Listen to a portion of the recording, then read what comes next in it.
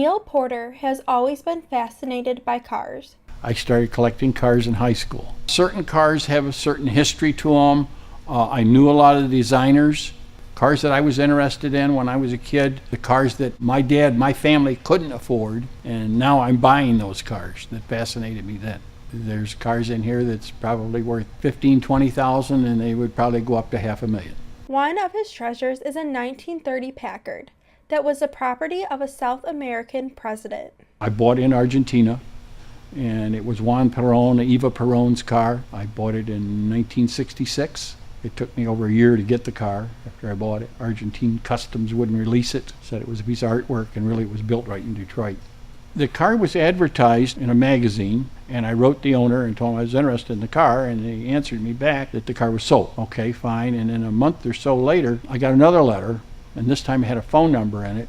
Car is available. And then I found out that the car was located in Argentina. I took him up on the deal and told him, his $1,000 he wasn't going to get until I got the car.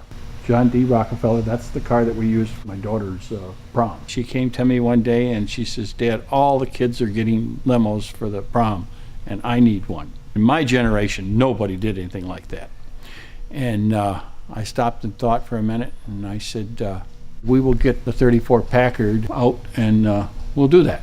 Prom was at the hotel in Troy, and she was not kidding. There was a line of limousines over a quarter of a mile long to let the kids out.